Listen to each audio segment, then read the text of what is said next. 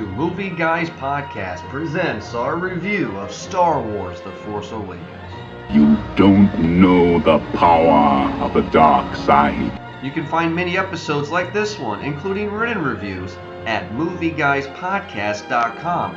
Also find us on Facebook and follow us on Twitter. Traveling through hyperspace ain't like dusting crops, boy. So, just sit back and relax and enjoy the show. Hello, welcome everybody to Movie Guys Podcast. This is your host Eric along with Jordan and Ed, and we are going to be talking about Star Wars The Force Awakens this weekend. It's a lot of talk, obviously. It's everyone's on the top of everyone's discussion with everything. Very, very buzzworthy, big monster opening weekend, and everyone feels that it's lived up to the hype so far. We're going to talk about it here this week. I'm actually excited to talk about it too, just because going into it, a lot of hype going into it. Everyone is saying that it's been revitalized and that they love it, and there are some people who are really diehard and saying that it wasn't enough, that it was too safe maybe, that it was just a catering to an audience that people didn't get something in episode 1, and I'm glad that we're going to be talking about it right now. Guys, everyone saw it, right? And I think it's safe to say that this episode is going to be not spoiler friendly, right? We're gonna have we're talking about everything. Tons and spoilers. So if you haven't watched the movie yet, please pause it until you do. Well, pause. It's definitely we can start off a little bit without it, but I mean I think of course the people who are going to be listening to this probably have definitely already seen it. I mean, most everyone that I have seen have already seen it in the first 3 days. Oh yeah. I saw it twice. I saw it 3 times this weekend. See, there you go. I was lucky enough. I went to the Greater Cleveland Film Commission. I want to give them a special thanks. They put on a showing on Thursday, but it was like beforehand that I got to attend. They got a bunch of cool stuff. So I would definitely. I'm going to give them a free plug. The Greater Cleveland Film Commission. I saw it on Thursday with those guys, and then I saw it twice today. I mean, so safe to say that you guys liked it then? Joey, how do you guys? Yes. First thoughts, or is there just common things that maybe we should talk about? The characters that we are introduced to, it being a Finn, a ex-stormtrooper turned, I guess, good now. And then the new female character, what was her name? Ryan? Is that her name? Ray. I'm sorry. Ray. Yeah. It was the R. And we're introduced to her. She obviously has some Force awakening inside of her as well, and new badass, supposedly Kylo Ren. Yep. Yeah. Mm-hmm. And we learn a little bit about him and in what he's all about. A new Sith Lord as well. Well, here's the thing with that though. I was trying to do some research, and there's nothing on them. But here's what I sort of was thinking. In the other ones, they called them Darth, insert name, Vader, Sidious, Tyrannus. Those they call them that.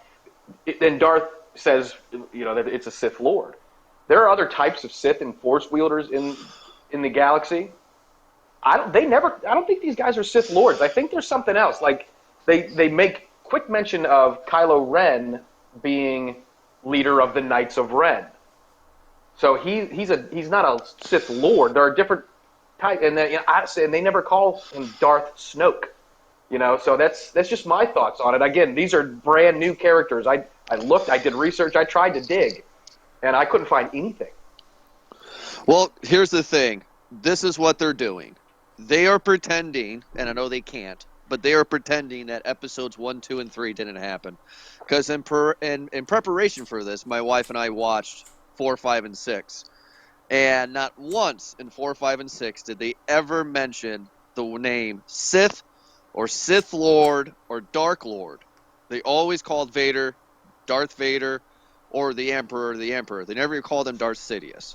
So the Sith is something that was created for episodes 1, 2, and 3. So that's why I don't think they're calling him that in this. But I have my own theory about Kylo Ren. I'm not a fan of Kylo Ren. We'll talk about that as we continue on with the show. We will talk about that. Yeah. I guess we'll start off with just overall story introduction so far. So pretty much it's started off actually in a very familiar fashion with there being distress, a chase, if you will, a vital piece of information. Something that's to be handed off onto a desert island as a droid wanders aimlessly, looking for someone to help it. So, Well, okay, cute characters, you know, everyone, light humor in it as well too was a great touch. So, can I? You know what? To add on that, Eric, it's one thing right off the bat that I was missing, and then go right with your point. I was missing the 20th Century Fox logo. Other than that, I was into it. And boy, this is the most violent Star Wars ever. Because this is not a kid's Star Wars. Disney made a non-kids friendly Star Wars. Because there's this blood, opening, there's explosion. Yeah, oh my God. This opening is arguably one of my favorites in the franchise. And we get introduced to Poe, who's talking to somebody, an old guy, like you were saying, Eric. This old guy who I don't know who he is, but he was part of the Republic, and gives him a part of a map the Resistance. Sorry, the Resistance. And pretty much this map is part of the map to help find Luke Skywalker because he has vanished. These stormtroopers, this entrance in stormtroopers is brilliant. It is dark. It is giddy. I loved Kylo Ren in this opening. What a great introduction to the new First Order. Mm-hmm. Loved it. When he used the Force to grab that bolt, that was number one. I thought that was brilliant. And it made me think we've got the most powerful Sith Lord we've ever had. That's what I thought at that time. Now, we'll get into other things later, but that's what I thought at that time. I thought that was brilliant. Just badassery. And they stole a move from Knights of the Old Republic, the video game. Because in that game, I don't know if you guys had ever played it. I'm sure some of our listeners have. But there's a move if you go down the dark side in that game to where you can freeze your opponents. Nice. No, I don't remember that being in the movies, but I remember that. I think that's from the video games, and I thought that was brilliant. Yeah. No, it was great. I would like to ask everybody's opinion about BB-8. Does he trump R2-D2? Ooh. I love BB-8. Oh, that's a good question. I don't know. I mean, he's a great fit because he's a small. He's like R2-D2 is blue. This guy's orange, very very Sonic and Tails, and it's you know automatically that he's the sidekick. You know the roles. Listen, we've been on the adventure with R2-D2. We've been on him for 6 movies now. He's like a droid with experience. Okay, for some reason everyone respects R2-D2. That droid has seen some shit. That's for sure. Like, you know, he's yeah. So I think I would agree with you on that. Cool. But I do like the new droid. I think he's got humor. He's got character. That the hit design is pretty cool too. Just a little soccer ball, kind of running around. He can do a lot of acrobatic stuff. One of the brilliant things I think they did with him was, even though he's still speaking in beeps and bops and whistles and stuff, they worded everything and like you could kind of sort of tell what he was saying. Yeah, you know, they Disneyfied him. That is what I like. Yeah, to that's say. exactly it. That's exactly it. Like when he finally meets up with Rey and she's like, "No, buzz off," and he's like, "But you could tell he's saying, but I'm alone." Yeah, you know, when I liked it in a sense because it made me feel like I was a part of it. But you're exactly right. That was the word I was searching for. Was they Disneyfied it? Yeah, and I will say this: that's the moneymaker right there. Yeah. This is probably unpopular. I like BB-8 more than R2-D2. Damn. I think he has more personality than R2-D2. Is there a place you can hang yourself from? Yeah, jeez, that's a. I'm sorry. I don't know if I agree with that, man. R2. No, I'm sorry, guys. I do. BB-8. I loved when he was. Of course, we're getting ahead of ourselves, but we're talking about BB-8. I love the personality of him. I love the fact he kind of reminded me of Wall-E, which I do dig that flick. And yeah. And I just some scenes when they're in the ship, which we'll spoil later what ship they're in. He gives us a little lighter for thumbs up. That's something R2-D2 didn't do before. That's cool. That's cute. That's for the kids, and I found myself laughing and smiling every time that guy is on screen. I love BB-8. I think he's good. Yeah, he was a great addition. Like I said, there was a lot of lightheartedness, and that's really what a lot of the first prequel movies were missing. It was just that this is a playful movie. The other 4 movies, 4, 5, and 6, had banter, and it had the sense of humor about it too. Maybe it had a witty one-liner that was given to you by not familiar characters. It's really good the way that they did that. And I feel if there's one gripe I had about the movie is that they played it too safe and they made it too familiar. I agree with a lot of people who were saying that. Again, how would I change it? It's kind of a little bit, I don't know, because the reason why you have to grow to accept it, because this movie is, we already know going into it, a complete setup for next to 2 other movies. So you have other questions. You're a bit underwhelmed by maybe some characters. For me, Kylo Ren in specific, I was a bit underwhelmed, but that still gives a lot to the character. That he is still young, he is still learning, he is still very much on the dark side, which act impulsively and passionately, and so that's something that he has to learn out there. And I agree. I agree with that. I think my first initial thoughts when I saw it was that I thought J.J. Abrams was playing almost too much homage to the story. He wasn't necessarily changing it until we obviously get to a point, but he didn't do that. What he did with Star Trek in the sense of changing the entire timeline. I think that I at least it's my thought is that he paid almost too much homage to the previous films. I don't think he paid homage to it. I think he played a lot of things safe, like Eric is saying. But what I don't like, my biggest gripes about the film is Starkiller, The First Order, and Kylo Ren. Those are my 3 biggest gripes of the whole movie. Well, what don't you like about The First Order? Let me ask you that. That weapon was badass. No. Yes. Thank you. Somebody else that likes this. No. That weapon oh my goodness. was pretty cool. It looked intimidating. It was just like the way that they do it is where it's supposed to surround a system or planet or whatever and just absorb the sun and use it as its source. And then hitting multiple targets like that too. That was actually a really cool thing where they looked up and they just, as you would see it in the cosmos, just beep, beep, beep, beep. That was actually pretty cool. I totally agree. I think that the weapon, the Starkiller base, which, by the way, adding into homage, that was Luke's original last name was Starkiller. Yeah. But, I loved that idea because you can tell just by listening to the way they make these characters. Kylo Ren wants so desperately to be his grandfather. Snoke wants so badly to be Sidious. So what are the 2 of them going to do?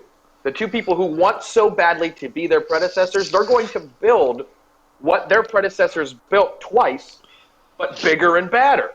That's what Starkiller Base was, and that's why it worked for me, because the people who are there doing this, making these decisions, want to be these people so badly that they do exactly what they do. And they also make the same mistake that they did. Okay, this is for me. My opinion about the Starkiller Base, it's ridiculous. Now, first off, it's Star Wars. I'm not going to this movie for realism.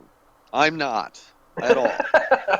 I'm not going into this movie expecting the Dark Knight realism. I'm not doing that. Oh, you don't think you can use the Force, Jordan? The baby in the bedroom, because I am trying to be a dad. But anywho, how many Bud Lights have you had, sir? I have 3 out of a 12-pack left. But anywho, this is my point. This is why I saw this movie twice. Certain movies that I'm such a fan of, I have to see twice. One as a fan, and the second time as a critic, as a reviewer. I have to. The Starkiller Base makes no logical sense whatsoever. And I'll explain my point to you guys on this, and please tell me if I'm being a jackass. Go ahead. First of all, the First Order is coming out of the ashes of the Empire. Right. The Rebellion won. They created the Republic. Wouldn't the Republic say, hey, these guys are turning the planet into a base. Let's go check that out. No, that didn't happen. Come on. You're going to tell me that they did this in 30 years? That's issue one. Issue two is the planet. The base is a planet. It's not the Death Star. It doesn't move. It just orbits around the sun. Now, I'm no scientist. However, though, what would happen to our Earth if there's no more sun? Everything would die, right? Yeah. Not instantly, but yes. They take the fucking sun. They don't take energy. They take the whole damn thing into the planet and use that as a weapon. So what? You can only use the weapon once? Because the planet's not going to move to another solar system.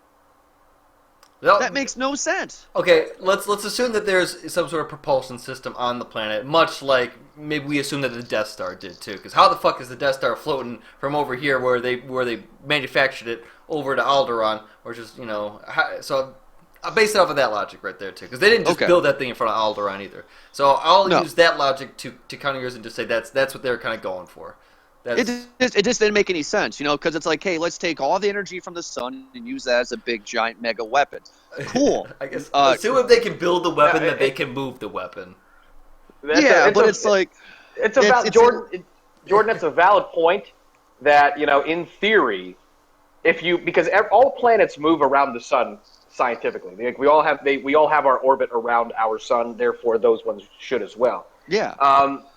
But however, the short period of time, because it takes them 20 minutes, and it was nice that I actually timed it the third time, and it's in real time. When they say 15 minutes, 10 minutes, 2 minutes, it's in real time. So everything at that point is happening in real time. But so let's just say it takes them 20 minutes to drain the sun. It's not. I don't think it's going to be able to have enough gravitational reaction to change anything. In terms of like the rotations of the orbits, because they're already moving. These things are so freaking big that they're not going to stop within half an hour. With that being said, your point, I think you stumbled on it. Now they're already a snow planet; they're far enough away, but the planets that are closer, if they have ecosystems, would freeze. Yeah, they would.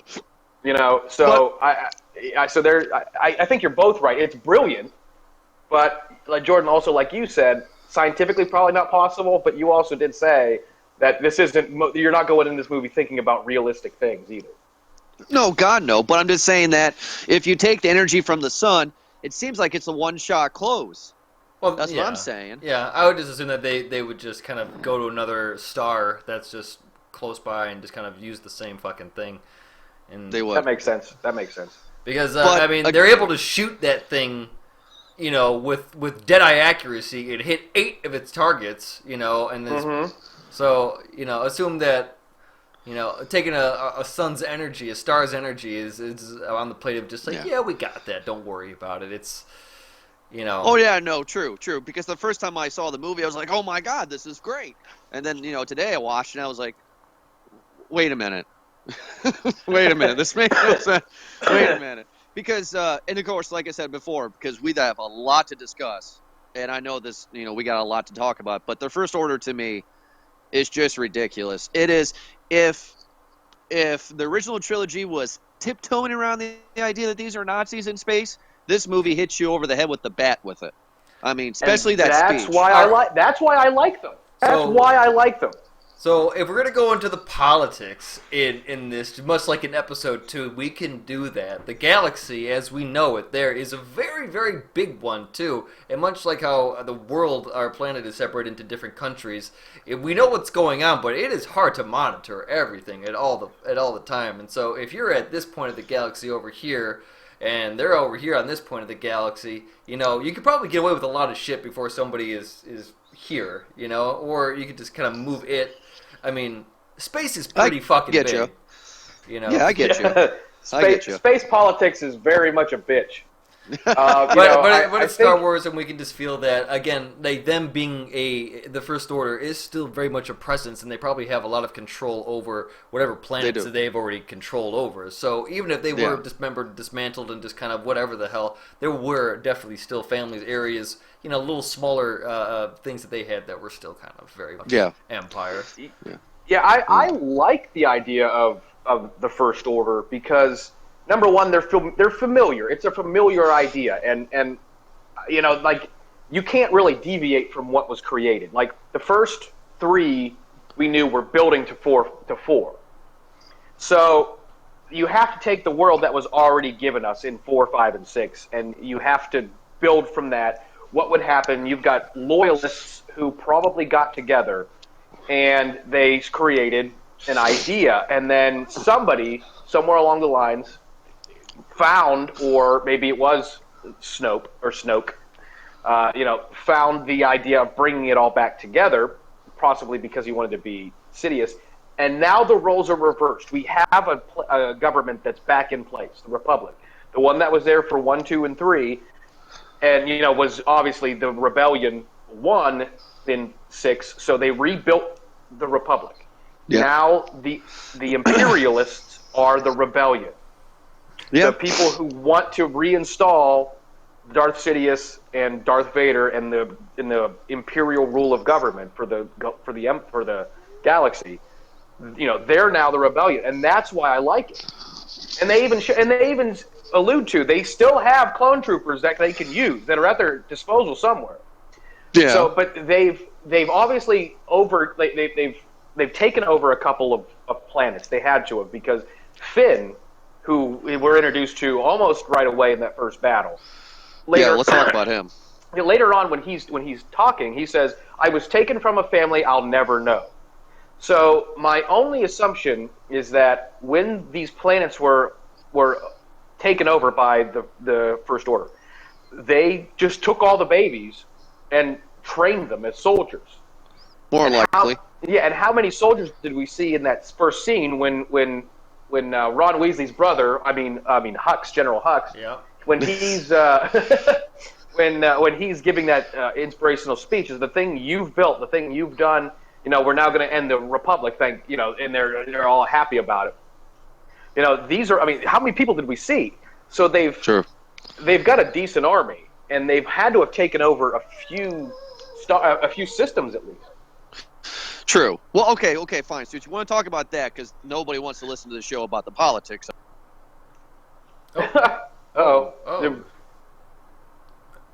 Did we lose Jordan? Yeah, we did. Well, either way, that's fine. We'll just keep it going. He'll join back. I don't know what happened there. His connection dropped. Yeah. There he goes. Okay, sorry. There we go.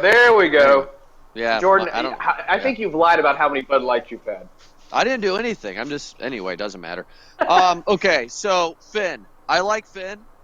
I don't like Poe that much. I don't see the big deal of Poe. But I do like Rey a lot. I agree with what you said. Let's talk about Finn. Let's pick Finn, because he was the first one you talked about. Yeah. The idea of Finn, when I was looking at the previews, and I don't know if you guys were thinking, they fucking deceived us, because I thought Finn was going to be the Jedi. I'm naturally disappointed in his character. How do you know that he isn't? However, how do you know he's not like Mace Windu's grandson? That's the thing. We don't know that, and that's why it's brilliant. I think this character. Now, I wish they would have taken a little longer and maybe explained his backstory a little more. But that's just me being picky, because they did. This is a 2.5 hour long. I wish it was 2.5 hour long movie. I wish it was for everybody. I wish they would have done a little bit more for everybody. But that's the thing about J.J. Abrams. He leaves you wanting more and thanking him for not giving it to you. How long was that movie? So, 2 hours, 34 minutes. Was the 2 hours and 12, I believe. Was it really? Was it? Yeah, 2 hours and 12. Man, that actually flew by now that I think about it. You could be right, Jordan. I don't remember. I thought it was 2:34, but that could be with credits. Well, here's the thing, though. Okay, Finn. I like Finn, but the reason why that I'm glad that we were deceived is because guess what? They did something that they haven't done in Star Wars yet. They gave us a strong female, and especially a strong female Jedi. Now, I'm not one of those guys that are the whole feminist thing. I mean, I'm not going to even get into that debate here. However, though, I think it's wonderful because here's the scoop. She is a part of the Skywalker family somehow. And I can't wait. And because there is no way that she is just a happenstance Jedi. There's no way, because we have not seen that in any of these movies. Correct me if I'm wrong, you guys. The Force is hereditary, yes? No. No? No. No? Okay. So then we don't have that next thing is where it has to be a member of the family. But although we are led to believe that because you could say that it is. You could easily say Yeah. that it is. I don't know about. I mean, do you guys remember I forget which trailer it was, but it's the one where Luke gives that speech. Yeah. He's not set. You don't see The Force him. is strong with my family. My sister has it. Yeah. My father had it. Yeah. Now you have it too. So we're led to think now that she is a member of, whether it be Skywalker, whether it be Solo, He probably says whether that it be in whether it be episode 8. Uncle Owen and Aunt Beru, whether it be them, somebody along the lines, That's episode 8 she's stuff. related to this. Yeah. Yeah. She has to be.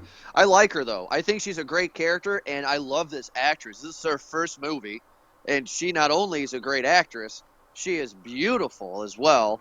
And I followed her every step of the way. I believed everything about her character, and I'm glad that she was the big. She had the big battle at the end. She had a I was nice, rooting for her the background. entire time. Yeah, she had a nice background. Yeah. Left on the planet, counting the days for the family that's supposed to come back. So Yeah. it was. Yeah, and I that, I just want to be honest with you guys right up front. I naturally at first hated it. Like when I put two and two together and realized that they were doing with her, my thought process was Jedi are men, and the women are weaker. And that's wrong. I was way off, and I was so wrong because that was my natural misogynistic thought process going to where all the Jedi have been strong and they've been men, and I'm a man and I want to see that. And boy, was I fucking wrong. I loved her. Oh yeah. I think Rey, because she shows us that the Jedi Order are fucking wrong. You do not have to be trained in the Force to be able to wield it. No, but she has to control it. Though she's not in control. She learns on the fly. She learns on the fly how to control it. When the scene with Kylo Ren and her, when he's trying to use a Jedi mind trick and go into her brain and find that map, and she fights him and reads his mind, it just throws everything we've known about the Jedi Order out the window. Now, because I will say with that too is that I believe that she must have felt something before that too, because it's called The Force Awakens, and before we even get a full introductory of all of this, you hear Kylo Ren. You there? You all right? Kylo Ren. I'm fine. Yeah, welcome back, drunkie. No, I think it's my Wi-Fi. Continue though. Okay. We hear that Kylo Ren and Snoke talking, and he had asked, do you feel it? Like The Force Awakens, pretty much. So they feel something, and it would have to be her, don't you think? Like there has to be some sort of vitalization, just where you kind of feel it all over again. I mean, because Luke has already been on the planet, so that's just kind of, you already know, you would feel his ass if you'd be like, holy shit, wait a second. Dude, that's totally Luke Skywalker. Feel that shit immediately. But when you feel something new, they're talking about like there's this something new. There's something else. I can feel someone else's power level. It's rising. It's getting to be like a thing now to where we actually have to talk. Like lines are being exchanged. I feel this, and so you would assume that that's got to be her, and you can kind of piece all that shit together and maybe think that she's part of the Skywalker family because Ben is Leia's kid, so come on, like. Well, yeah, but here's the thing. Here's the thing. I just want to address with that. I've seen the movie now, and I don't want. This isn't me saying it in this kind of way, but it's like I've seen it 3 times, so I've re-observed some things, and then I got to just watch it the 3rd time with this show in mind. And then I sent you guys some links that I also paid attention to for the 3rd showing. Yeah, I read those. Yeah. When she touches what is now literally a Horcrux, because she touches it in the Force, it is now all of a sudden awakened within her. But she touches Luke's lightsaber. Now, and you get that flashback scene in there. And I heard it, and there's a scene, and that's why I love the Nerdist. I would highly recommend all of our listeners go to the Nerdist, and read some articles. That you can clearly hear Yoda's voice. You can clearly hear young Obi-Wan Kenobi, and old Obi-Wan Kenobi. Yoda, I can't make out what he says, because he always talks backwards and it's a split second.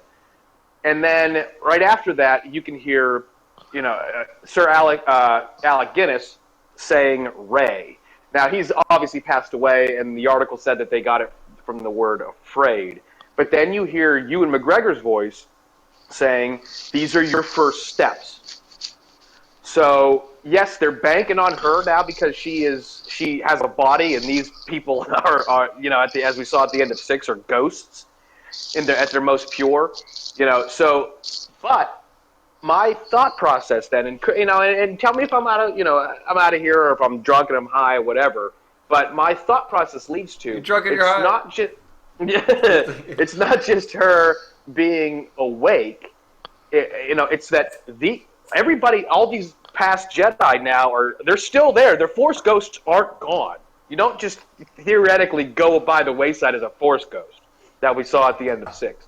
So, Obi-Wan Kenobi, Yoda, and Anakin are still out there somewhere, probably communing with Luke, but maybe it's them. This is now where they've come back. And they're like, holy shit, we need to fucking do something, because the Republic is going to be gone. They can probably see that much into the future, and they can see the way things are going. And they know what the First Order has. And they know what's all going on there. Maybe, I don't know. But they need to now protect the Republic, which is going to be gone, and the Resistance, which will then re-become the Republic. Because that's what the Jedi Order is they're defenders of the Republic, right? Yeah. Well, yes and no. I mean, but I agree with what you're saying about it. I don't think that it's going to go that deep in the franchise, though. I just think they're going to give us some ham thing and move on. But I will say this, though, because we don't want the show to go on forever. There's only one moment in the movie where I was legitimately shocked and jaw to the ground laughing, and that's when they were running away from the TIE fighters, and they said, hey, let's go to this ship to escape. No, don't go. This one's a piece of junk, and the piece of junk ship's the Millennium Falcon. Yeah, right? Yeah. Isn't that awesome? That was amazing. That was a great reveal. I think that was a beautiful reveal. That was so wonderful. And I smiled the entire time. And then eventually, we get to see Han and Chewie for the first time. And boy, does Harrison Ford look tired. Mm-hmm. He's just there for... Yeah, that's it. I like that. Oh, do we lose Jordan again? It looks like it. Yeah, I going on his point, I think that was a beautiful reveal. I mean, you could kind of sort of see it coming, but maybe not really. Harrison Ford... as Jordan was saying, yeah, he looks tired, but he's also just split up with his wife because of how depressed they are that their son destroyed the Jedi Order. Yeah. So he misses his wife, that's obvious, but that's why he looks old. Jordan, are you back? Is that No, yeah, it's my damn Wi-Fi, I think, so screw it. Let's move on. Either way, those both of them were looking pretty rough, like they've been in a few battles, I guess, but Carrie Fisher was bitching that she had to lose 35 pounds for this movie. I didn't see that. Well, her face sure showed that she didn't. Yeah. That was sorry. I apologize to Carrie Fisher. That was kind of a mean joke, but it was. Well, whatever. She's a general, and she's been around. Yeah. That's fine. And they give the line that it's not like Harrison Ford was any better. I mean, geez, that guy's looking old too. Come on. So it's been 30 years. Like, that's fucked. Woo. They look good for 30 years. Yeah. Can I say though that the only part of the movie where I kind of got taken out of it was when Han and Chewie came in, and then those scavengers or whatever were on the ship as well, and they were fighting the Raptors. Yeah, something like that. Raftars. I don't know what the hell they are. That seemed out of place. That didn't seem like a Star Wars flick to me. That whole segment. Oh yeah, that seemed a little. I understand that. That's actually very Star Trek. It seemed weird. That was actually very Star Trek. But I mean, like, I was thinking the same thing. The idea of it wasn't like anything that is not out of character. They are smugglers, and they are smuggling those fucking things or whatever for something. Yeah, I mean, It just seemed weird. Well, yeah. But with that being said, they had to find some kind of transition to get Han and Chewbacca back in the Millennium Falcon and then move the story. Well, maybe it lasted a little too long, but that was I couldn't think of any other way for them to get out of it. Well, think of all the other movies. There have always been creature encounters in the other movies. Like the Rancor is obviously one of the most popular fight scenes that we've seen. But it's not too out of character for Star Wars. But yeah, it did seem a little. I don't know. I actually liked it. It was pretty cool. The tentacles and the rolling. It was like a critter, pretty much. Yeah, thank you. I thought the same thing too. It was like critter. But I can't see this. Okay, so you just want to talk about creatures. This does bring back Star Wars, because majority of this movie was practical. They shot it on location, unlike the prequels, which was all fucking green screen. And I actually believed the worlds they were in because of these aliens. It's just these Wrath Cores just seemed, they were all CG. They seemed out of place. It just seemed a little weird. And that was very George Lucas-esque. Seeing Harrison Ford try to run, it's just not something somebody needs to see. Yeah, isn't that where he hurt himself though? Like he hurt his leg, and then J.J. Abrams tried to come save him and hurt his back. Yeah, at least they used the footage. At least they used the footage. No, but it was fun. It was fun. Of course, we got BB-8 and Finn going with each other on it. That was great. But if we want to talk about some serious shit, Kylo Ren and Jordan have a love-hate relationship right now. I love Kylo Ren. I want to hear why you hate him before I explain why I love him. Well, I want to hear what Eric has to say too, but my opinion is Kylo Ren is trying so desperately hard to be his grandfather. And he's a whiny, pimple-faced teenager. Much like his grandfather. Exactly. Much like his grandfather. However, though, they do it wrong. I get it, though. I think it's clever. I think it's clever when he removes his mask, he looks normal like everybody else. That's fine. I like that. I think that's clever. However, though, he wasn't good with the Force, and even his lightsaber was half-hand put together because he's just weak. And I didn't like that. Now, is he going to be stronger in Episode 8? He may. But I was... Okay, and this is my point, and I'm going to shut up. I'm sorry. They fucked with me, and I don't like that. Because in the beginning of the flick, he scared the living shit out of me. He came out of that space cruiser, massacred an entire village, badass, darker than Vader. And then as the movie progresses, he's pulling on his tampon strings. And it pisses me off. Here's my thought on it. I loved Kylo Ren for the exact same reasons you hate him. Really? Yeah. It's like I said earlier. They want so badly to be their predecessors. Kylo Ren, Ben Solo, wants so badly to be Darth Vader. And they even say he's got so much Vader in him that the actor who played him, who I was ironically watching Girls all at the same time. Don't judge me for that. I kind of like that TV show. But, never heard of it. But there's the guy who plays Kylo Ren. I forget his name's Adam something. He plays Girls, he plays a guy in Girls.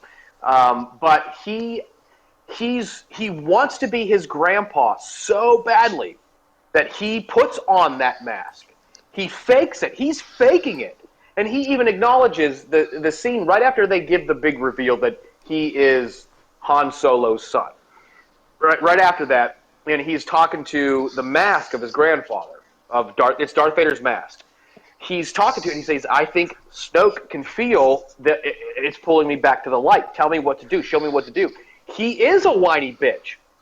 Just like the biggest complaint everybody had about Hayden Christensen being Anakin Skywalker. He was a whiny little bitch. And that's why I fucking love him, because they basically acknowledge the fact.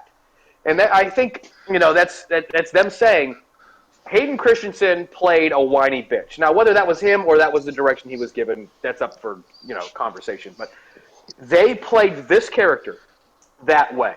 That they said, Anakin Skywalker, Hayden Christensen, was a whiny little bitch. And so is his grandson. Just like how Vader was. And that's why I love it. Eric, I mean, I don't know what your thoughts are on it. Go ahead and finish. No, but I think that's why it was brilliantly directed, and that's why I think that actor, I can't remember his name, it's Adam something. It begins with an S, I think. I don't want to watch it, but he played that role perfect, and that role was written perfectly. They're not ready. They thought they were. It was a premature. They prematurely did what they did. They weren't ready, and that's when Snoke says, at the end of the film, when the planet is is becoming the sun, they say, Snoke tells Hux, bring Kylo Ren to me. He needs to finish his training. And then obviously we see, at the end of the movie, Rey handing Luke his original lightsaber, the one from 4 that he loses, or excuse me, the one that he loses when he loses his hand. But that was in 5, not 4. I apologize. That's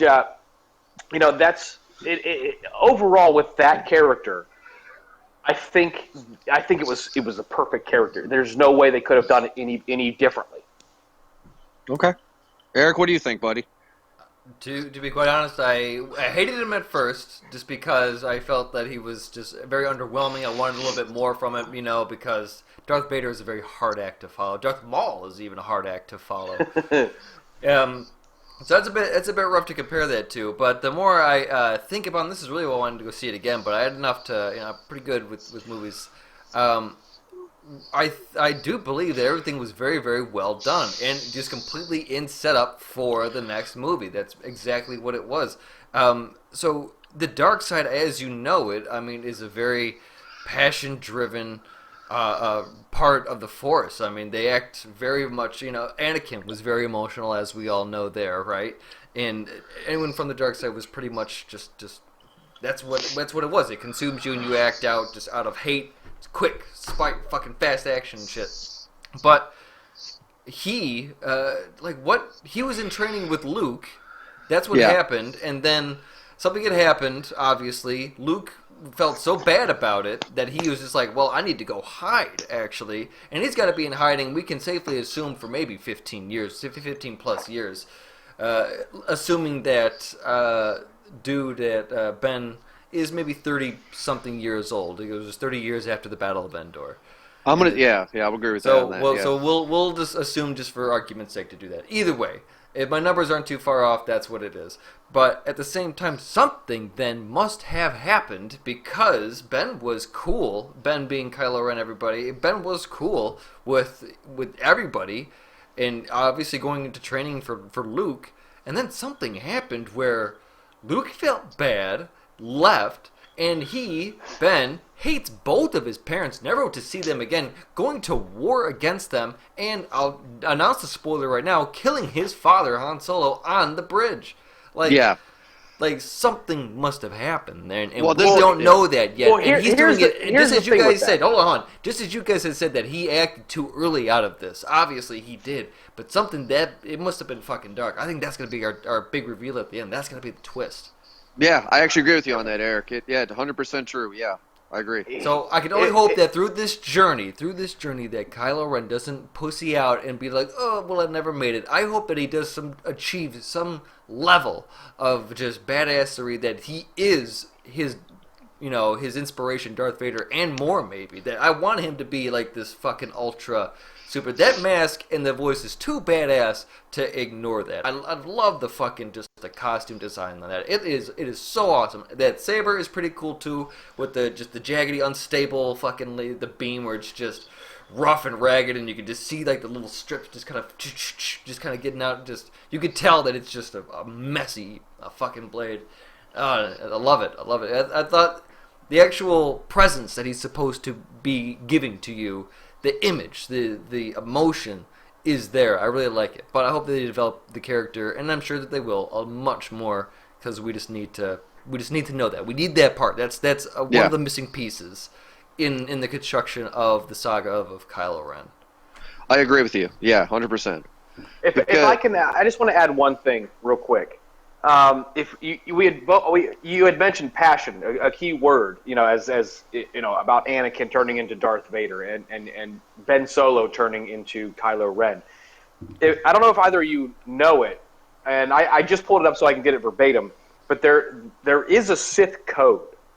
And they mention it in a few video games and books and stuff like that. But the code reads as follows. Peace is a lie. There is only passion. Through passion, I gain strength. Through strength, I gain power. Through power, I gain victory. Through victory, my chains are broken. The Force shall set me free. So that's what they were looking for, is passion. That's what turns somebody to the dark side. Is that passion? Look, I think we're going to get what happened between Kylo Ren and Luke in Episode 8. I think that's going to happen. I think we're going to get that flashback. However, though, I think Kylo Ren is what all of us three here on this show, maybe not all three of us, but possibly, have had struggle with. And I think that it's the pre-adolescence, I want to stop following in my parents' footsteps and create my own path, kind of a pre-adolescence thing on him. Mm-hmm. I think in Episode 9 he's going to turn to the good, and I think he just doesn't know where he is. I think he's lost, and I think that shows in his character, especially when in one moment he's slaughtering a village of people, and the next moment he's throwing a temper tantrum by destroying a computer because they lost the map. Yeah, he's dead though. I'll call you right now, buddy. That dude's dead. That dude, Kylo Ren? End of the series. I don't even know. He might even make it until 2 and then get a can there, and then we might see something else too. That's a bit extreme, and I hope that they don't do that. But I would be willing to put money on it right now that Kylo Ren is definitely dead by the end of the trilogy, if that's what we're going to be getting. Oh, no. Oh, yeah. I 100% think so. What I think is going to happen, unfortunately, I don't know, but my theory is at this moment, they're going to Darth Vader him and make him realize he's good at the end, before his ultimate demise. It sounds like the perfect time now, and I don't know, Jordan, if you want to go first, or Eric, if you want to go first, because we'll all look, and there's no books written yet, nothing. I mean, there's some in the making and everything, but do we want to theorize now what's going to happen? I mean, Eric, you have not talked much, buddy. Do you want to take this first? There's a few different things right now, because any theory right now about what the ending is a really, really long stretch. That we were introduced to a lot of characters, and we saw one stormtrooper already turn his back, and you already know that these stormtroopers are not clones whatsoever, and so they can kind of have attitudes and make decisions. Okay, that's just what they do. Or maybe there's still maybe some clones. Who knows? But either way, with that happening too.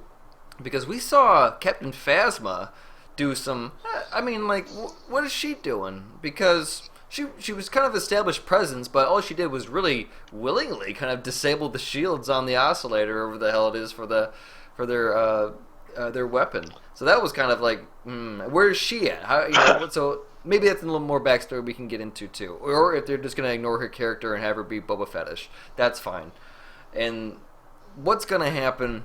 Like I said, is really tough. I think that we're going to get a lot of Luke. I don't think he's going to see much action. Or maybe like some preeb shit where he doesn't have to move too much, because he's I'm a master. You kids, I don't have to do anything. I'll just. He did look a little fat. I like the beard and long hair though. It was pretty legendary, I guess. Obviously. I think there was a reason, obviously, why they sent her, because they figure it. You're the Resistance, or whatever the hell it is, and you're led by General Leia, who's been searching for her brother for however fucking long. She's trying to stop the First Order, or what the hell they called again? The First Order. The First Order. You're right. Okay, and she's trying to stop them from blowing up their pipe hits there. You're good. I'm surprised that I'm so accurate so far. But she's like stopping them from blowing up planets, and she's doing a damn good job of that too. She just gets this map. Hey, this is where Luke is. We just killed a whole bunch of people, to get this. So I'm gonna go ahead and say that this is where he is. She's like, okay, I found the map. Who am I gonna send? My top pilot? No, can't send you because you already did all that shit with the map. No. Let's see. Can't send Han. He's dead. Let's see, Chewbacca, do you want to go? Okay. And then this other chick, You know what? Hey, other chick, how about you just go, here's the lightsaber, and you give it to that guy. Randomly? No. It's like, oh, wait, I know who this chick is. Maybe you should get to it because you got to ask your dad some questions. Yeah, that's a good theory, man. That's very good. So what that's going to happen, she'll persevere, I'm sure. She'll be a big character. I don't hope they don't make her more damsel. I think they make her more heroine. That would be pretty cool. She's obviously very... very fucking Anakin-esque, obviously, where she's just tinkering with toys. She just knows how to pilot everything. She's just kind of gifted. Damn, she's actually possessing more qualities of Anakin. Oh, holy shit! Time up. Let's just step back here, right here. I might need to smoke this again. We're seeing qualities. Both of these children are expressing qualities that Anakin has expressed. Because you get the whiny bitch side from Kylo Ren, the impulse, the Padme, no, and just like this crazy shit. You betrayed me, and just all that raw emotion there. But you're also getting that goodness that little Anakin was when he was, just a slave on pretty much the same way that how they both are actually. They're both on different planets, just kind of picking up scraps and doing what they can, just trying to survive, right? Mm-hmm. That is interesting. That's an interesting theory. Here's something fun. And if you don't believe me, go to IMDb. Oh, they're gonna die together. Here's my thing. Here's my theory. Bond and Star Wars will combine. That's what's gonna happen. Listen.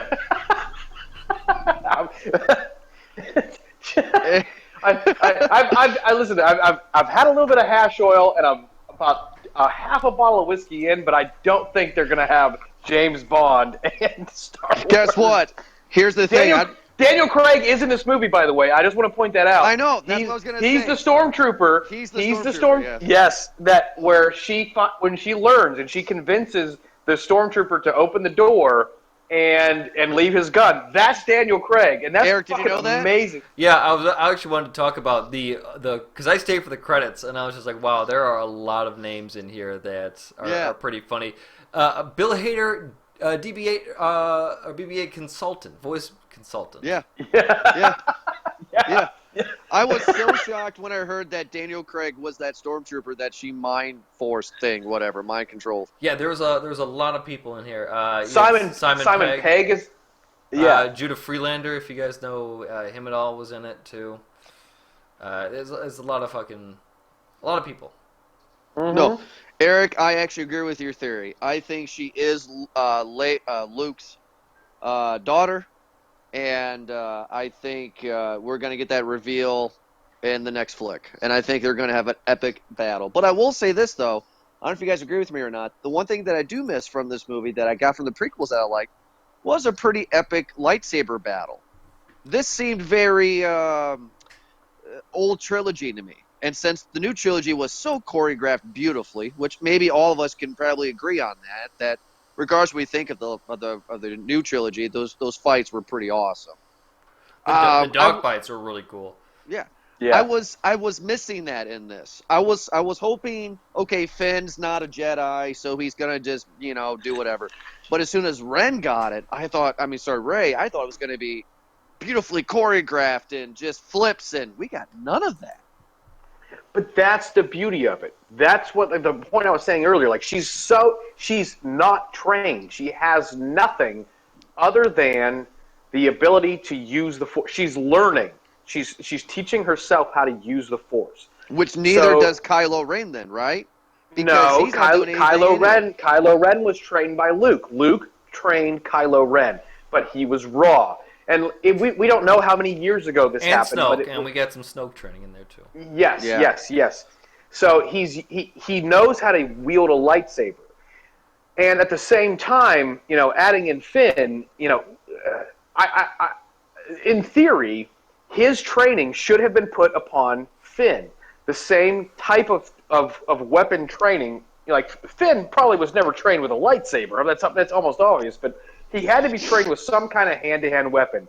Maybe that thing that the lightsaber, that stormtrooper. That was pretty cool. That was really it's that awesome. Bully stick or whatever the hell the fuck it was. Dude. And they grab and they basically you can see them focusing on him. They know who he is for a number of reasons, but everybody who recognized him just screams traitor.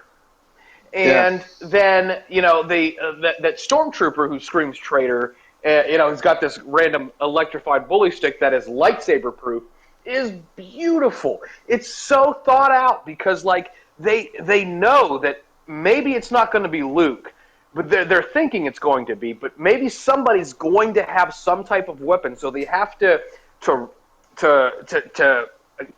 craft some type of weapon that is lightsaber proof, and that's what that fucking bully stick is. It's lightsaber proof, and that's beautiful to me because it was so thought out, both by J.J. Abrams and the First Order, because like you see it, and they and it's like that fight. So there's an obvious training going on. However, Kylo Ren fights like a bitch.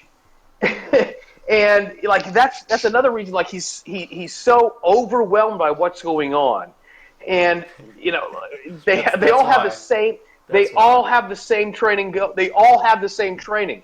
Nobody has the ability to wield a lightsaber properly. That's why he went to the dark side, because he can't dance, and Han Solo never taught him to dance. Yeah, it's true. I mean, like I fucking hate my dad too. But he's not a bad guy. It's kind of like I identified with this character. Like I hate him because I just want to be a bitch. Like fucking, Ben Solo hates his dad just because he wants to hate his dad. Like there's no logical reason behind it. Oh yeah, we got a lot to learn about everything right now, and so much to learn. So that's why I was displeased with that. A lot of questions at the end of the movie. Mm-hmm. True. The one thing I did learn in this movie is I don't want to be a stormtrooper anymore. I did when I was little. Those fucking guys were expendable. They're blowing up everywhere. This is so violent. It's part of the job, man. I mean, like, God. But that's just fucking what it is. Like, what if they're right and the resistance is wrong? Like, what if? Well, Finn even says that was his first battle. Finn says that was his first battle. Yeah. So how many other stormtroopers have had that was their first interaction with somebody else? Yeah, once you get used to it, you just... But okay, so you got some of them who have some level of experience. There has to be that. Like Brianna Tarth, I can't remember who she is in this movie. I can't remember her name, but like the Silver Stormtrooper. Phasma, that's right. Adding in a Game of Thrones reference, but she comes off as the only experienced one, but as you point out, like she turns out to be a pussy. Like she, at the first sign of something going wrong, she's the only one with this code to lower the shields. We can assume. Yeah. And she lowers the shields, and then all of a sudden, it's like my troops are going to come here and storm kill you. And he said, and Finn's like, I bet against that. And then Han, adding in some humor, says we should put her in the trash compactor. Yeah. And that it's beautiful, but at the same time, it's like she was such a weak character, and there was so much build up for her. I don't know. I mean, she's around. She. I don't think she's dead. So No, she's not dead. Yeah, exactly. She's not dead. I will like to say that I like the banter. This is very funny. I like some of the one-liners when Han says to Chewie on the planet, "Oh, you're cold." I like that. Yeah. And I think Han and Chewie did good. The one thing that blew me out of the water was C-3PO coming out of literally nowhere and has a red arm. That was just fun to see him in this movie again. And it's just out of nowhere. The funny thing is that he kind of breaks... Solo? Is that what it is? Yeah. Yeah. He kind of breaks the fourth wall in a way. Like, he just kind of puts his head in. He's like, "Hey, Han, how you doing, buddy?" It's like, what the hell? Where did he come from? Like, I mean, that's also very C-3PO-esque. He's obviously not a human, so he can't comprehend that. I mean, he's a translation droid. Yeah. So he interrupts everything, every good moment. Like when Anakin and Padme were getting ready to bone, he interrupts them, and because he can't comprehend that, he doesn't have that does not compute for him. No, it doesn't. You're right. In terms of the red arm, it's not explained. It's not put in anywhere. So there has to be something. Now, again, this is just me thinking about the filmmaking process, and there has to be something that fucked up somewhere, because J.J. Abrams uses puppets. He doesn't use CGI, except for those Raptors or whatever the fuck they're called. There's very little CGI in this movie, other than what's necessary. Dude, he let the Wookiee. He didn't let the Wookiee win. That's what happened. Yes, he did not let the Wookiee win. But there has to be something where maybe they lost the arm, or it broke, or it didn't look right on film, to where something fucked up on set to where they lost the arm. No, I don't think that happened with that arm. That's nothing what happened. I think that's what it is. In every Star Wars movie, C-3PO is disemboweled somehow. Not disemboweled, but he's torn up somehow. So this is just a reference about him being blown up some way, somehow, and they find a red arm. That's what I think it's happening. He's just new 3PO. That's it. Yeah, just new 3PO. That's 3PO. That's it. You don't need to add a story. It's just that's J.J. Abrams. That's the signature right there. Okay, so here we go, guys. Big question. Were any of us surprised when Han Solo got killed by his son, Kylo Ren, on the bridge? How did we feel? The answer to your question specifically is no, I was not surprised. I feel like, as emotionally, my childhood is ruined because, Han Solo was such an idealistic type of person. But in terms of, when the scene happens and they're on the bridge, and he says, "I'm torn apart. I don't know what to do." He's obviously made his decision. He wants to be with the dark side, but his parents, and that's why when they talk in 1, 2, and 3, they take them at such a young age, so they don't remember their parents. Yeah. And their parents. Excuse me. And why Yoda says he's too old. He's too old. He'll remember his mom, and he does remember his mom, and he goes and kills all those Tusken Raiders. Anakin does. So that's even though I had previously said that the Jedi Order is bullshit, I think that's a good reason why they had some of their beliefs. He's torn between his mother, not his dad. He makes it very clear he hates his father. But he's torn between them and Snoke. So he basically is, he says, there's something I need to do, but I don't know if I have the strength to do it. Will you help me? And we're thinking, and the cinematography, sort of leads us to think maybe he's thinking about it, which he probably is, because you can tell the tone in his voice changes. But the fact that he killed him right then, right there, shows his dedication to the cause. Yeah. So, I think that, that's... I hated it at first because, like I said, I think it sort of killed a best friend from my childhood, even though I wasn't around when these movies originally came out. But it was like I've seen them 1,000 times, and for that I was a little bit off. But thinking about the story and thinking about the characters and what the Sith are. Those who are on the dark side, they need to make their call. And he did. And it worked for me.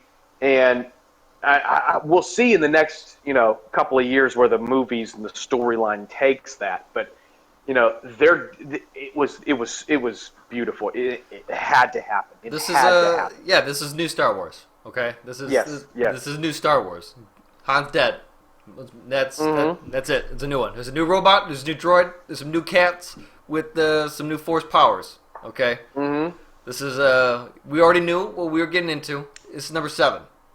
This is okay. It gets 3 and 3 and 3. We all know that because we're keeping the first 3 in its own never happened land, and then we're just gonna go on 4, 5, and 6. People's religion, pretty much right there. And then the new one is going to be the new one. So we're just going off that, everybody. And, Han gotta die. Contract says one movie. you got Top Bill there, and move it along. Okay. Yeah. No, I agree. Correct me if I'm wrong. Isn't he signed on for 2 more? No. If there is, he'll probably appear. If there is, then you have many flashback, or you have whatever the hell it is. But we'll see what happens in the other ones. Yeah, but, Han's dead as a doornail. I'm looking forward to 2 training montages. I don't know about you guys, but I'm looking so forward to 2 simultaneous training montages of Kylo Ren and Rey. Well, we'll see how that goes. Will Luke Skywalker be the Yoda of our day, and will the other Jedis come out from hiding if there are any? Because there has been an awakening. Mm-hmm. So the new breed is just like, whoa, damn, there's fresh patch of midichlorians. I just felt that shit. Someone spiked it in the water again. Hey, Eric, I got a question for you. Yeah. Were you pissed or not pissed, or does it not matter to you, that Luke Skywalker doesn't say a word and is in the last minute of the movie? They talk about him for the entire fucking movie, so I think it's okay. Like, everyone... You think it's okay? He is lead. Like, okay. Here's a good, I guess, thing to support this. A good point to support this. I did not know. I was on Facebook, and I didn't know that there have been actually a large number of people who have never seen Star Wars nor really care about it. Understandably so. I understand. They can go kill themselves. But I heard some people, I saw on my Facebook feed some coworkers and other people talking about, is it bad that I've never blah blah blah? And then people just like, oh, me too, and they actually kept on pretty going. Albeit a lot of families now, but I'm just like, wow, really? Like there is a lot of people who have not seen it. I chimed in on this, commenting, I guess, up to a post or whatever the hell, and I asked, all right, just a quick question to everybody who has not seen it. I know that you have not seen it, as you clearly had stated in the comments above me, but do you know the characters? Do you know a quote from the movie? Do you know the story of the movie? Like, what do you know about the movie having never seen it? And the majority of them can at least give you a character. They can at least tell you, Luke, I'm your father. They can at least have some sort of subculture in your head. But that's just it, is that you hear Luke. When Star Wars, it's Luke Skywalker. Like, everyone knows that fucking name. He is Jesus, okay? Like, that's just what it is. Luke Skywalker is, synonymous with the brand. And yeah, if that and Mark Hamill's be like, well, if I need top billing, if I'm going to be in this movie, and they're like, well, Harrison Ford's going to be top billed. And he's like, all right, fine, then I'll be second. Can at least have me above Carrie. At least have me above Carrie. Yeah, for the love of Carrie's God. all like, well, goddamn feminism and shit. What's this movie? Well, if there's one thing we can gather from the career of Star Wars actors is that once you do Star Wars, your career is fucking over. You know what I mean? Like, other than Harrison Ford, who's gone on to make great films. Mark Hamill has not worked other than being a voiceover for the Joker. Carrie Fisher hasn't really worked. Ewan McGregor's done some things, but he hasn't really done anything since Moulin Rouge. You've got what's her name? Natalie Portman. Natalie Portman. She's done some things, but her best role was when she was eating the pussy of another chick in fucking Black Swan. She has, she was in Won she was an in Oscar Thor for that. Yeah. Well, I wish I could win an Oscar for that. That'd be fucking make me famous. But I'm just saying. But I think they have nothing else. Why wouldn't you want top billing? Why wouldn't you fight for top billing? Their resumes right now. That looks like Mark Hamill's been busy as shit, man. He's doing projects like a bunch of them every year. Shit. Yeah. Mark Hamill's got they're all voiceover work. It's all voiceover work. Voiceover actors are paid, man. Like, are you Yeah, serious? like- Are you Yeah, serious? sure, but- Nancy Cartwright gets like $2.5 million in an episode. Dude. Just to voice Bart. Here's the thing, Mark Hamill's on Joker money. He's good. Especially after those Batman games that came out over this past. Apparently, he was in the Spider-Man series as well. Like, dude's been around. Apparently, Yeah, he's a voiceover actor. That's what he does now. Yeah, but that's fine. That's fine. Look, I was voiceover disappointed. actors like at that game, like that's essentially acting. Like, I don't know. There's a documentary on Netflix. Yeah, there is. Yeah. Called Whose Voice Is This? Or I Know That Voice. I think it's what it is. Yeah, that's a What good is one. it? What's that one famous guy? In a world where nobody. He's on there. Yeah. See, okay, to me, in my serious point of it, I think the movie ended wrong. I don't think we needed to see Luke. I think the movie should have ended with her saying to Finn, I'll see you sometime soon, go into the Falcon, cut to credits. Because that scene with Luke was just not needed. The only reason why, in my opinion, he was in there was for the fucking paycheck. Other than that, the movie should have ended that way. She should have gone into the Falcon with Chewie, end of movie. That seemed like a better ending.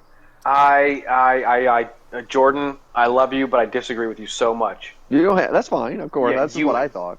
You have to have Luke in this movie, and Eric, you pointed out the exact reason why. You know, like 1, 2, and 3 was building up to 4. So okay, you can't have Luke because he's not fucking born yet until 3. But every person on this planet knows the name Luke Skywalker. Even if you know nothing about these movies, you know Luke Skywalker. So even though he's in this movie for 10 seconds and he doesn't say a word, it's you know, maybe they could have done more, but then it would have been a 3.5 hour movie. This is a fucking Gone with the Wind. It's Star Wars. So you have to, you have to put him in there somehow. It's the main fucking point of the entire movie. Yeah. They're fighting to get that map because they know what the map is. Like, that's... Yeah, you're right. You're right. The map in my mind was a cop out, but the fact that he was in there was perfect. He's at this point in his life now, real time. He's the same age now that Alec Guinness was when Episode 4 come out. So they're the same person now.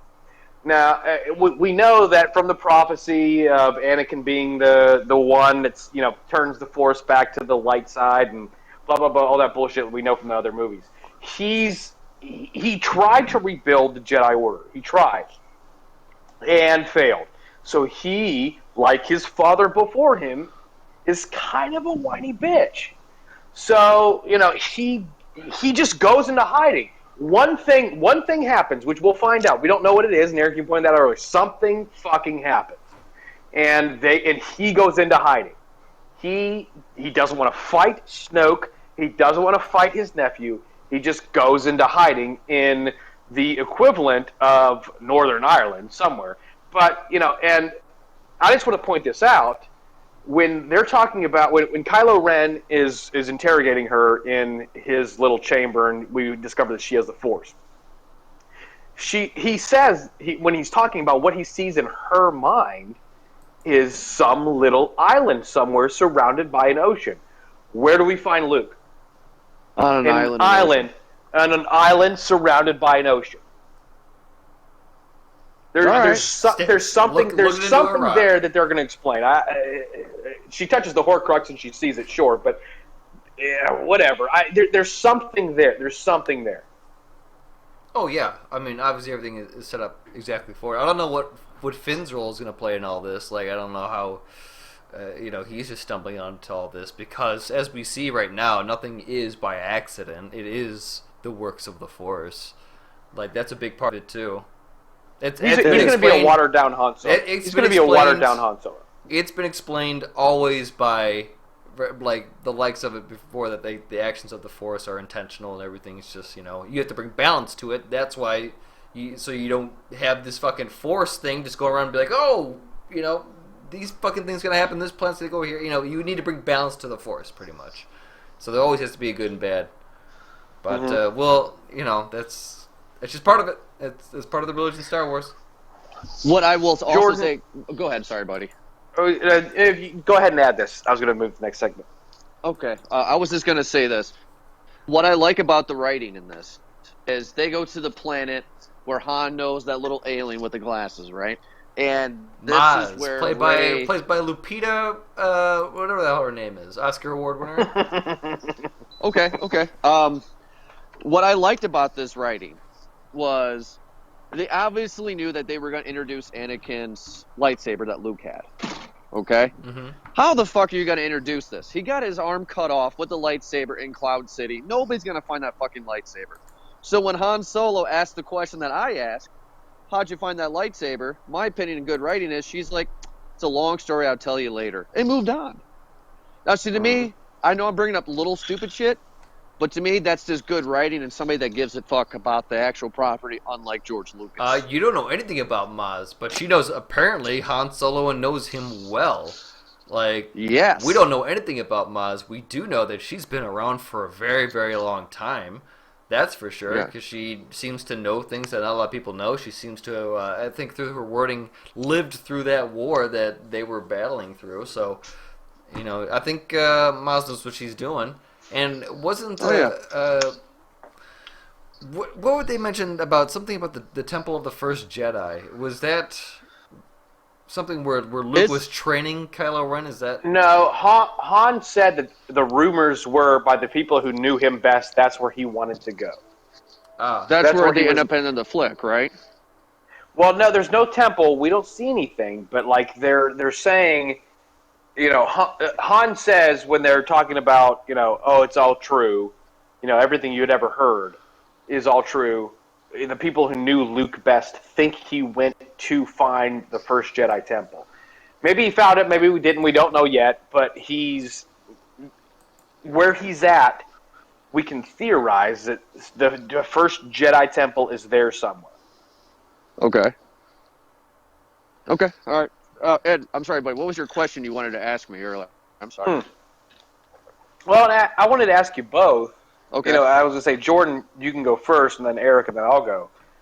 What do you want to see out of the next two movies? Like, where do you want the film to go, the next two films to go? That, number one, 2, and 3, we can cast off 1 and 2. I mean, they're builder films for 3, and then 3 is a builder film for 4. Yeah. And then 4 was made fucking 50 years ago. But excuse me. But where do you want to see the next two movies go? Well, did we already establish that before in our theories, right? I mean, I'm not trying to be a dick. No, I'm asking like in specific. Like, here's what I have. Here's what I want to see, and then you two can go from this and tell me if you think I'm right, or you guys can agree or disagree, whatever. I think in the next two movies there's gotta be an army, and there's gotta be an army, and there's gotta be the Force. No more Trade Federation, no more manipulation through deception like we saw in 1, 2, and 3. They need the Red Stormtroopers like Finn was. They need clone troopers. They need a massive fucking army. Kylo Ren needs to come out of his training wielding the Force like a fucking video game. I think he needs to kill General Hux because at this point they're equals. So he needs to kill him and just take over. He needs to take control of the army. Luke needs to train Rey, and he needs to lose to Snoke. Not die, but he needs to go out in some crazy Force battle that our fucking dreams are made for. They'll be grateful forever for. Basically, in a long shot, they have to lose in 8, and then in 9, Leia and Kylo Ren, or Leia turns Kylo Ren back into Luke Solo. She turns him back to the light side, and together they defeat Snoke, but Ben dies. I think that'd be the perfect way for this to go. More likely that's going to happen. We can sit here for hours and hypothesize about what's going to happen, but the cool thing is what we got right now gives us those questions. I'm excited to see what they're going to bring us. I can't wait to see it. I think sitting here, though, and I'm not trying to be rude, but sitting here hypothesizing it's just going to make into a whole nother episode. And trying to figure out what we're going to do. But I'm happy with what they did with this. It has brought new life into Star Wars. It has brought new life into me with Star Wars. This movie has made me relive my childhood. And I'm so excited and so happy for it. And will I go on record and say J.J. Abrams, best director ever? Because he revitalized Star Trek, and now he's doing it with Star Wars. I'm just saying. Eric, before you add in, I just want to say that I to say the greatest director of all time, that's hard to do. But he's changed the world. He's changed the timeline of two of the greatest movie and TV series of all time: Star Wars and Star Trek. We've had like the Sharks and the Jets fights about Star Trek and Star Wars. It's like it literally is the Sharks and the Jets. But J.J. Abrams has taken the helm of both of these franchises, and he changed the timeline of Star Trek. Where he literally created a wormhole where people went back in time, and and Star Trek he killed Han Solo, and took another movie and made it into the builder for the next two movies. I think maybe he's not the greatest director of all time, but God damn it, he's the most brilliant storyteller in the history of film. Well, okay. He played it safe. Eric, please. He played it safe, and he gave a lot of fan service, a lot of nods to a lot of different things, and he put his own little twist on it. And Disney approved. He wanted to push the limits, and that's what they got. They got to push the little limits. Rules of Trilogy says that next movie will be a lot of foreshadowing and backstory, pretty much, and then establishing the conflict as well, the motive. And then the third is going to be the big climactic ending. So it looks like they're going to stick with it because of how the first one was set up, where it was well set up. It was introductory. Yeah. So that's probably what's going to happen right there. At least I hope so. It's always a formula. It's always been like that. The only big part that they could change from it is if maybe they do mild backstory, or if they just do into the big battle, and then the third is just kind of. Well, I don't know how they would do that backstory, but it's not been done too often, and it doesn't work out usually when it happens. So that's probably what's going to happen. So we'll probably get a lot of explanation of what it is. Maybe they'll just disregard the midichlorian thing altogether and just say, well, this is how it was. Maybe that we'll get a twist on actually both sides of the story. Maybe the Empire or the First Order that as we know it. The reason why they are is because the way the Jedi Council and the way that they support pretty much the unethical taking of these kind of these kids and the way that they train them, and then maybe that they're just afraid of them, kind of like how somebody's afraid of mutants in the X-Men series. It's just this fearfulness, like, oh, no one person should have all this, but then again they have the dark Sith. They're just kind of going in there to say, well, we'll control it. We're just gonna get rid of all of them. There's a lot of shit going on, and it could be turned either which way. But in the next one, we're gonna see an established conflict. So they stopped the Star Killer, and they're gonna be moving on. So the next part is what's the next strike? They're still obviously going to be on the run, just because they just disabled this huge fucking weapon, and so now they got to rebuild and chase them down too. Yeah. We get that from the training from Jedis, and we don't know what's going to happen there, but more characters are going to be in the hunt now. We got to go find Luke. We got to go find this new chick, Rey. We got to go find the Resistance. We got to find all these fucking people, hunt them down. Maybe we will see a clone army. Maybe we'll see some other familiar faces kind of join in too. So I think the second movie is going to be all that. The fan service is going to be fantastic. We're probably sure we'll see like a new breed of the Hutts. Probably we'll see that too. I don't know. Maybe they even throw like some pod racing in there, just to kind of be like, yeah, this is a part of the world or a part of the universe or something like that. But either way, that's what they're gonna do. They're gonna play their own game, and they're gonna keep with the fan service. Like we saw a lot of it in this movie. We saw the garbage can droids. We saw the weird Latino-looking alien red fighter in the X-wing, and a lot of familiar faces there. So, all right. Well, I think a bar scene, a cantina scene. Yeah, they did. Yep. God, guys, to go on forever. You guys want to get our review in so we can get our opinions in here? No need. Everyone's gonna say go see it. Like, I mean, like everyone already knows that it's Star Wars. We don't have to tell you where to go see it or not. Go see it. Like it's obviously a huge part of just your generation. Like Star Wars has made a huge impact. You should see it just because it's something to talk about, if anything. If you don't like Star Wars, then don't go see it. But you already know what you're getting into when you buy a ticket to this movie. Like, you know what it is. So either you like it or you don't. Of course, everyone who's watching this probably does like, yeah, of course go watch it. Like, it's definitely worth it. Yeah, I would agree. I mean, like, I guess us individually going to our views is kind of minute, but yeah, I mean, like, I would agree. I think all of us would probably say go see this thing. I mean, you can buy it on PlayStation 4. You can pre-order it, $20 on PlayStation 4 right now. Pre-order it right now? Yeah. Oh my God! Well, you know this movie's gonna come out within a few months on DVD, and I can't wait for that. I don't know. This is gonna be interesting. I guess we can close out the show here with Rogue One is gonna be the next Star Wars flick, which makes no sense. By the way, you know what that's about, right? Episode 9 is Rogue One. No. It's just a spin-off movie. Okay. It's coming out next summer. It's called Star Wars. No, it's called Rogue One, a Star Wars story, and it is about the rebels getting the plans for the Death Star. Wow, really? That's it. All right. Damn. Well, when did you hear about this? It's called Rebel One. It's called Rogue One. Oh, Rogue One. Rogue One, a Star Wars story, and it's coming out next summer, I believe. And this is just what they're gonna do is. Sorry, guys. That's all right. My tablet died. Oh, it's okay.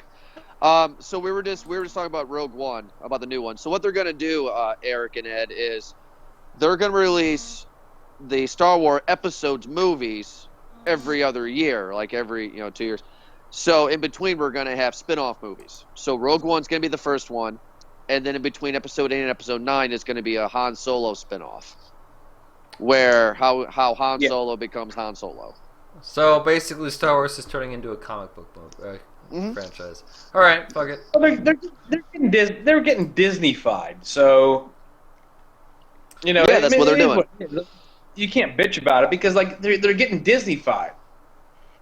Yeah, no. You know what I mean? Yeah, I'm just reading about it right now. They got some actors for this shit too.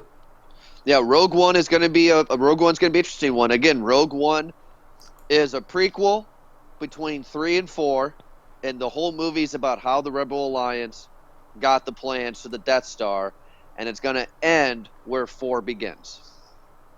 Well, if you remember, they did a thing where like when they said how many Boston spies died to have this information. That's what that movie's about. Yeah, that's what that movie's about. Well, all right. We'll see how that goes. Sure. Well, I mean, we definitely, Eric and Ed and I really appreciate everybody listening to this episode. I'm sure you had multiple choices and multiple other podcasts to listen to their reviews about Star Wars, so we thank you for taking your time to listen to us. Of course, check us out on our Facebook and on our Twitter page. And check out our website, movieguyspodcast.com, for written reviews or other small mini reviews as well. What are we doing next? I think it's Leonardo DiCaprio's next film, right? The Revenant? That's a couple weeks. That sounds about right. That's going to be interesting. Or the Hateful Eight is a good one, too. There was a lot of drama, if you heard about this, the Hateful Eight and Star Wars, because Quentin Tarantino's sole purpose of making that movie was shooting it into 70 millimeter format at the Cinerama Dome, a hometown favorite of his, nostalgic for him. And Disney came in and said, no, we want these theaters for Star Wars. And ArcSoft or ArcLight Media, the people who own the theater, are in a bind because they had a contract with Quentin Tarantino to play his movie in those theaters, but Star Wars is like, no, we want that theater to play as IMAX or whatever the hell it is. And what do you do? What do you do? Do you allow Star Wars to? I mean, because that's money. You know that's money right there. But Quentin Tarantino, I mean, I don't know. Hopefully they get more exposure on this and people want to go see Hateful Eight for the same reason. So. Well, maybe we can do Hateful Eight then, because I think I have a lot to say about that movie more than Revenant. I'm going to see that in 70 millimeter. Are you? Well, Quentin Tarantino did say, like I was listening to his Howard Stern interview and a couple other interviews with him. He did say that he does not blame the theaters. he's mad at Disney about it, but he doesn't blame the theater. So I would in theory, I would love to see that movie so we can, that sounds like a good idea to do next. Yeah, I think that'd be an amazing So it opens idea. up Christmas Day. I'm hoping to go. I don't know when I'm going to go see it, but maybe that Sunday. But I'm excited to. I'm going to go see it. Definitely 70 millimeter. Yeah, we'll definitely like to see that. And then after that, guys, we'll be getting into some of our retrospective series episodes, which, of course, you, the fans, will know more about those when we get onto those as well. They're not individual movies. They're the franchises, and we'll talk about those as they come along. But other than that, for the Star Wars podcast here for The Force Awakens, guys, thank you for joining us. This is Jordan.